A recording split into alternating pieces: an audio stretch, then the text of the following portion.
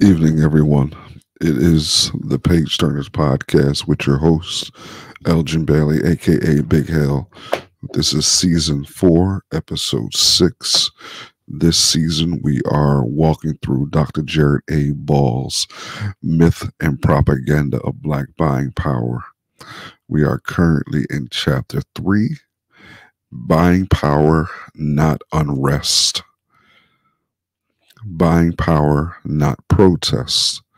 The myth prevents unrest. Chapter 3.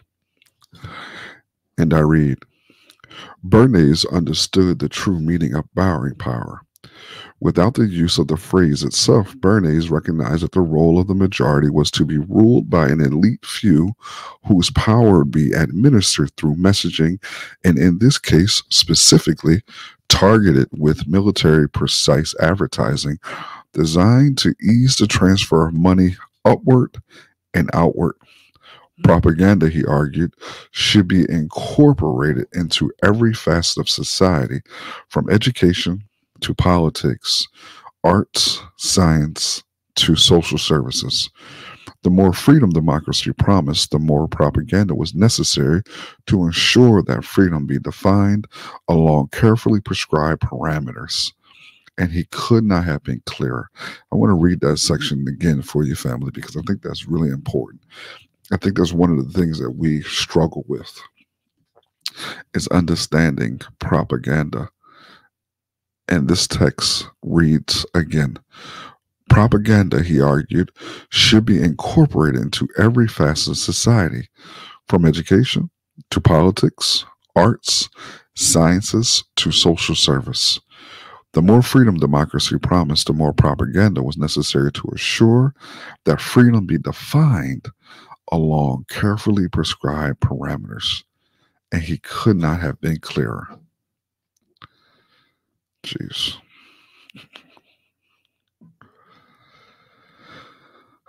The conscious, and I read, the conscious and intelligent manipulation of the organized habits and opinions of the masses is an important element in democratic society. Those who manipulate this unseen mechanism of society constitute an invisible government, which is the true ruling power of our country. I gotta read that shit again. The conscious and intelligent manipulation of the organized habits and opinions of the masses is an important element in democratic society. Those who manipulate this unseen mechanism of society constitute an invisible government, which is the true ruling power of our country. Bernays insisted there be a commercial influence over education and a continuum of propaganda from boardroom to classroom and back again, leaving no spare moment for independent thought to occur.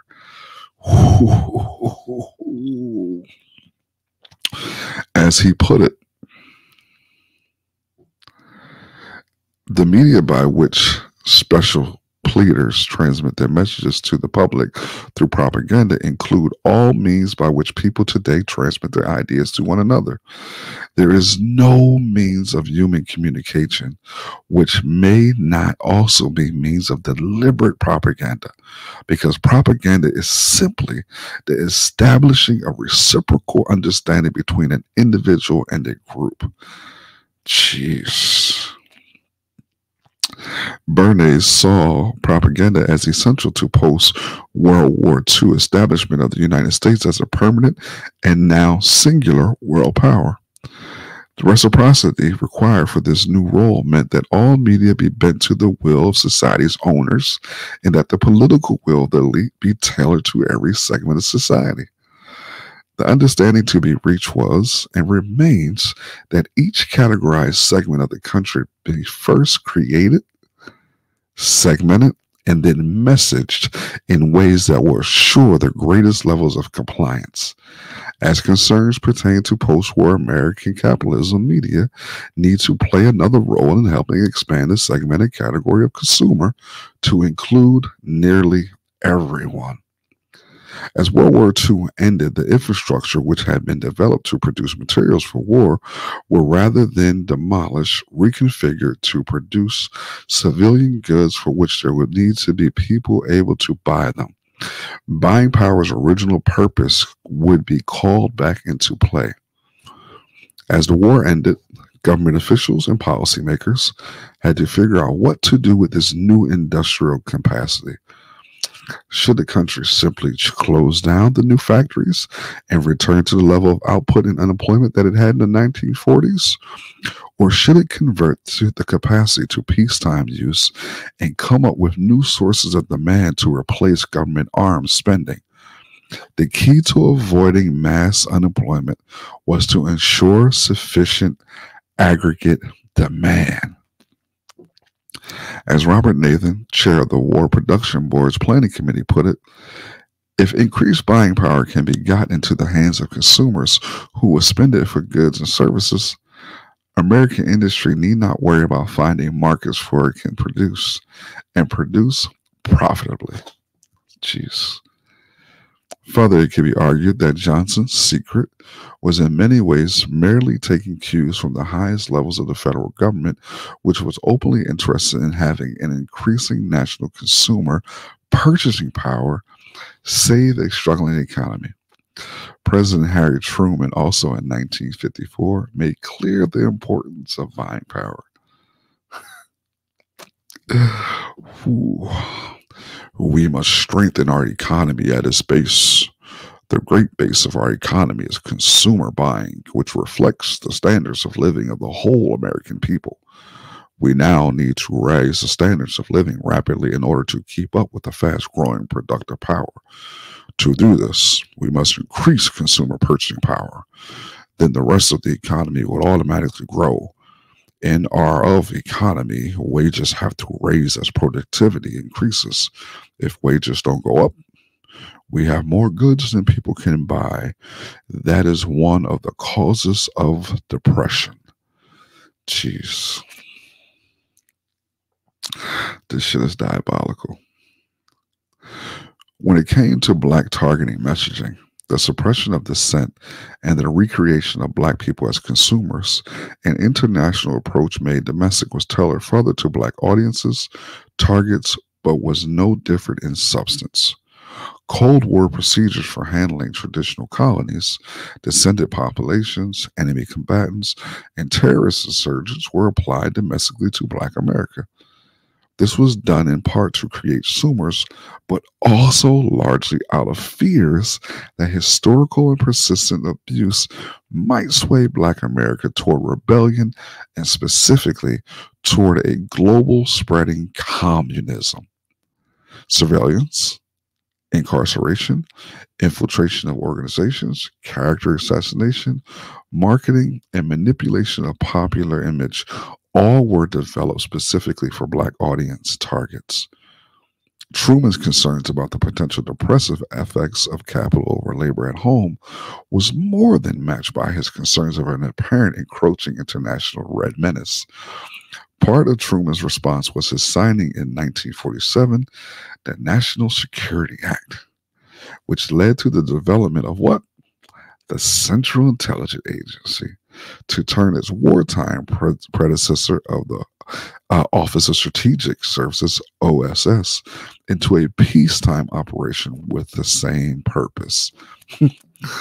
It would be the CIA, along with other intelligence gathering agencies in the federal government, who would help fund early communication studies research and have elements of those study conclusions applied broadly throughout commercial marketing, entertainment, media, and academia. And as part of illegal operations targeting Black Americans and others deemed internal threats to national security. Some of those efforts would later be organized as part of the CIA's Project MK Ultra and those initiated by the Federal Bureau of Investigation under the Counterintelligence Program, COINTEL Pro. Dumb motherfuckers. Part of a post-war peacetime shift of focus from OSS to CIA was the bipolar concern of managing the international image of the newly emergent singular global superpower while also manipulating internal racial, labor, and class conflicts at home.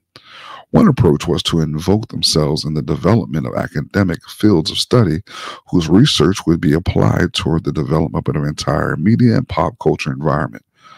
As it relates to marketing, or the civilian commercial application of propaganda and psychological warfare, the newly developing field of communication studies became a well-funded playground for the study of mass public opinion research. Specifically, what emerged during the 1950s was a symbiotic relationship between the academic discipline, now called mass communications, and the more shadowy entity that Americans called psychological warfare. The British political warfare, and the Germans in perhaps the most telling expression of all, worldview warfare.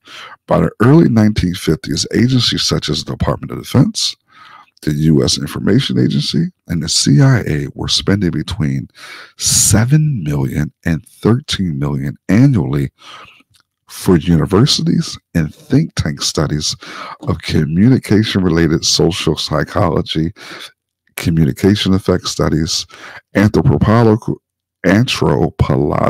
studies of foreign communication systems, overseas audiences, foreign public opinion surveys, and similar projects. So these folks was pouring money into all of these agencies as a way of gaining ways of being able to effectively being able to use propaganda. Without research, explanation, or even acknowledgement, Black America was to be projected internationally as an image of an expanding and free United States.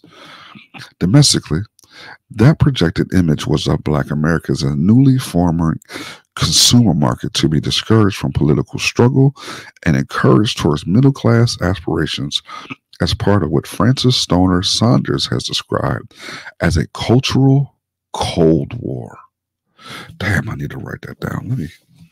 Because that's something I want to check out more. Cultural Cold War. Francis Stoner Sanders. Listen, and the reason why I want to read more and research that more, because listen to this one more time. Domestically, that projected image of Black America as a newly forming consumer market to be discouraged from political struggle and encouraged towards middle class aspirations. That's something that we still see happening today. Something that we still have seen today. Excuse me. My apologies. And I read, this cultural Cold War, as Sanders describes, was designed to nudge the intelligentsia of Western Europe away from its lingering fascination with Marxism and communism towards a view more accommodating of the American way. The American way is euphemism for capitalism protected by highly managed public opinion, itself buttressed by wide-ranging, multi-form, and multi-dimensional dissemination of manicured imagery and messaging. This attempt involved the covert federal government development of academia, art, literature, music, journalism, entertainment, and celebrity, all meant to project an overwhelming positive image of the United States and of capitalism abroad. Through focus primarily on popular white participants, there were specific forums targeted directly at Black populations, an image with the purpose of projecting a falsely harmonious view of the country to the world. As one example, The problem of race relations in America was much exploited by Soviet propaganda and left many Europeans uneasy about America's ability to practice the democracy she now claimed to be offering the world. It was therefore reasoned that the exporting of African Americans to perform in Europe would dispel such damaging perceptions. An American military government report of March 1947 revealed plans to have top ranked American Negro vocalists give concerts in Germany. Marian Anderson or Dorothy Maynard appearances from German audiences would be great importance. The promotion of black audiences was to become an urgent priority for American cultural code warriors.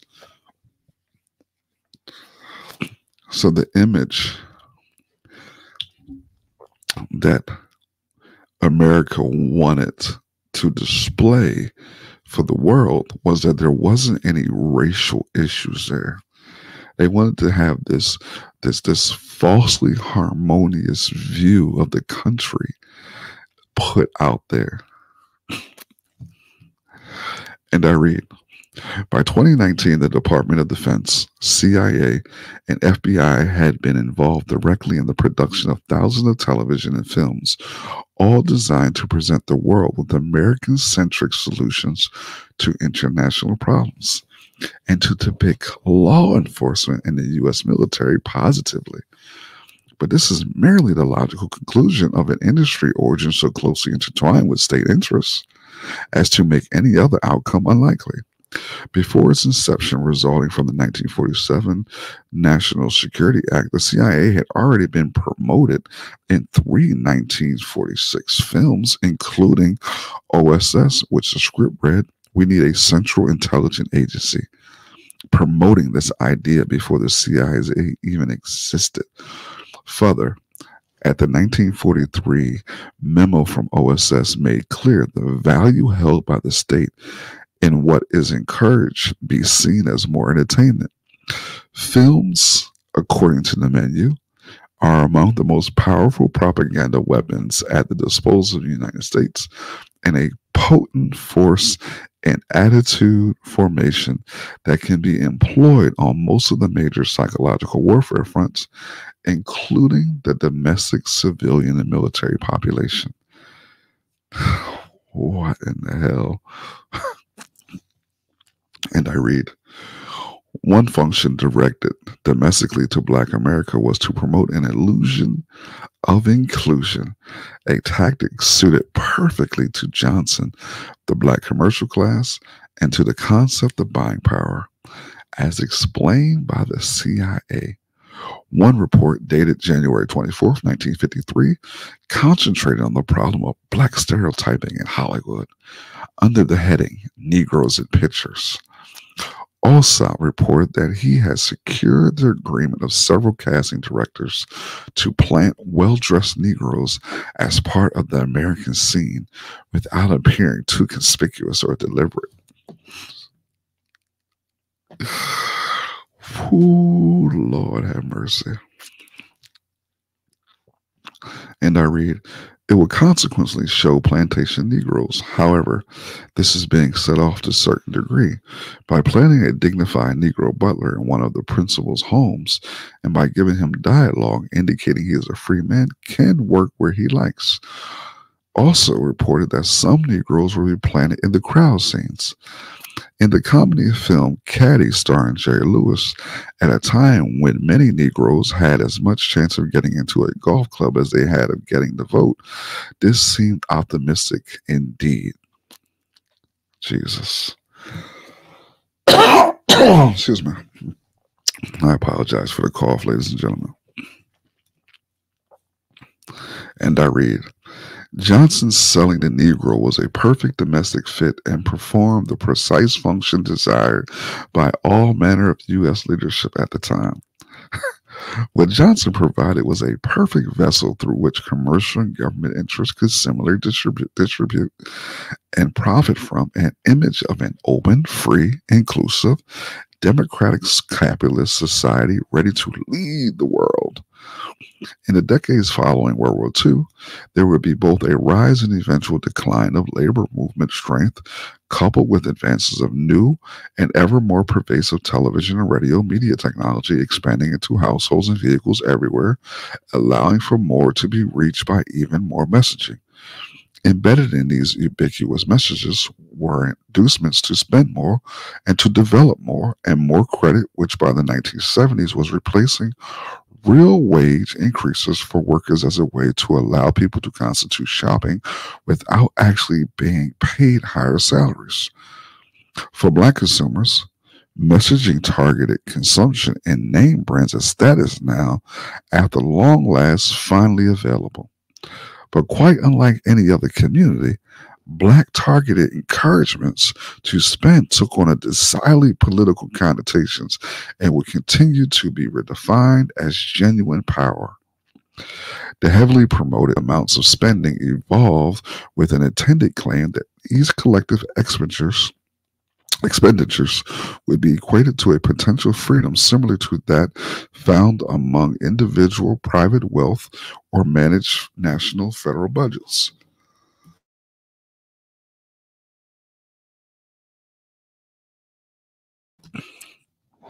In other words, the concept of buying power, excuse me,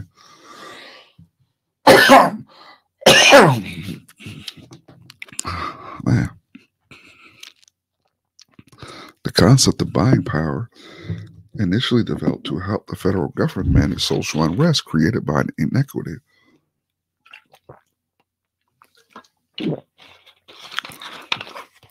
What a time to get a tickle in your throat, huh?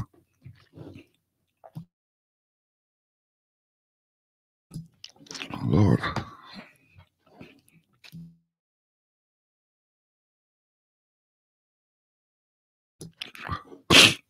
Wow. I apologize again. My allergies are kicking my behind. And I read.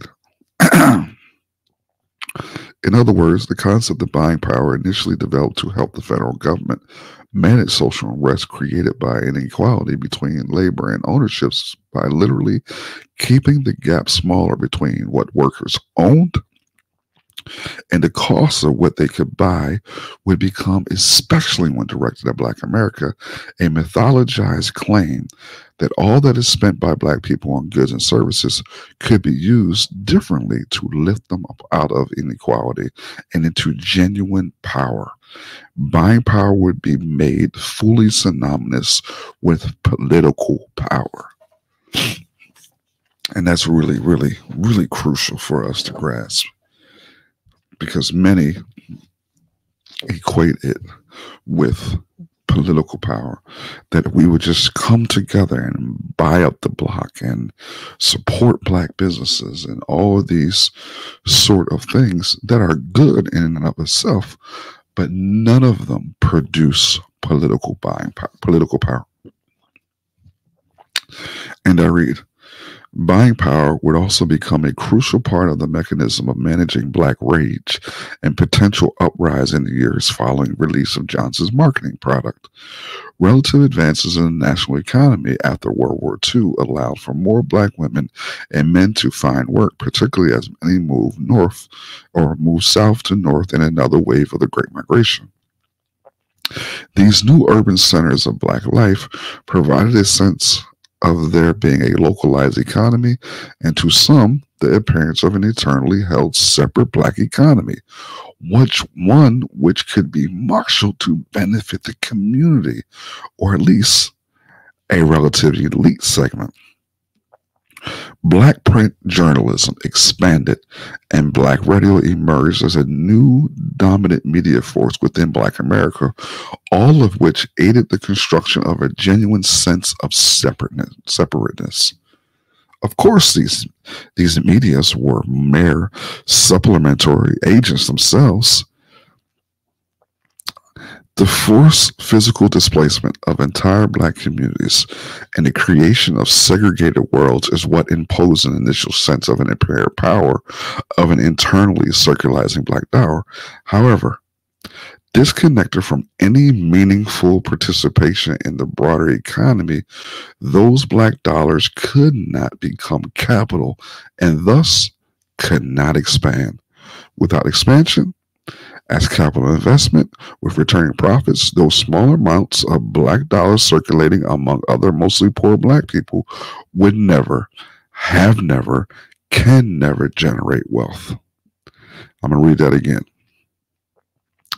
Without expansion as capital investment with returning profits, those small amounts of black dollars circulating among other mostly poor black people would never, have never, can never generate wealth.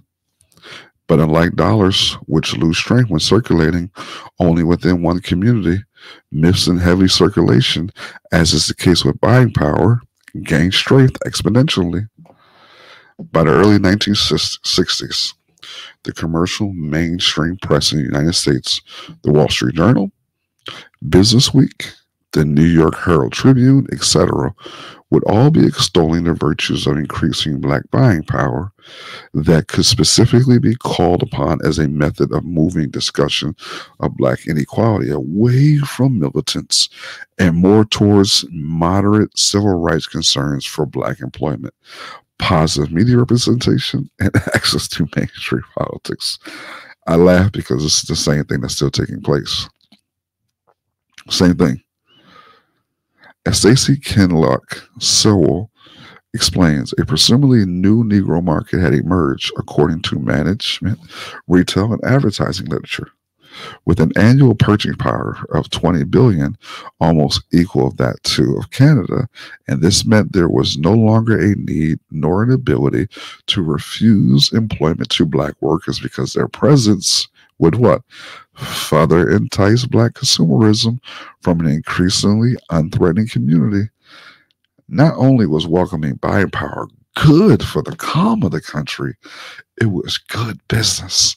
And importantly, consumption was further concrete as liberating. The democratizing potential of consumer culture was not lost on one market researcher who concluded that the purchase of quality items represented one of the reeds leading to what African American regards as his rightful place in society. Spending money is a direct weapon for achieving Negro rights. What in the world? Once an increasingly emboldened black liberation movement took more of the national political center stage, the corporate world saw as one response greater inducements. And so it was that after the beginning of the civil rights movement in the 1960s, economic conditions of minority consumers became a concern in American society, and marketers were under much pressure to consider integrated advertising and to develop a new measure of responsibility for marketing.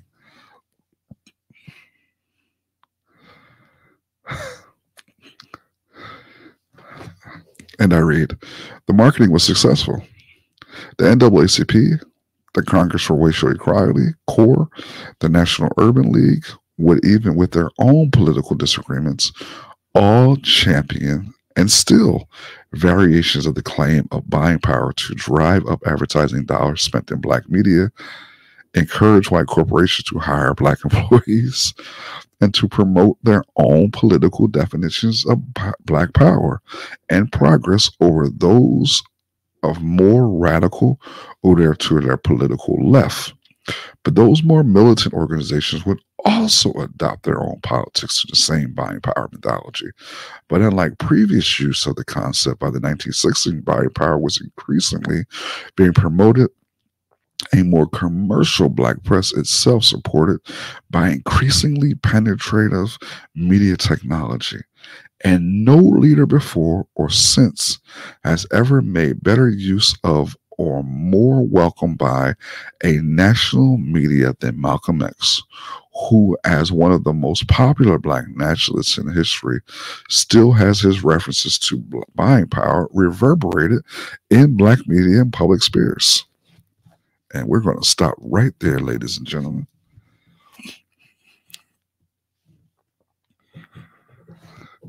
this is a great place to end. I hope you guys are beginning to see how using buying power, the myth intentionally was used to squell or keep down unrest. I just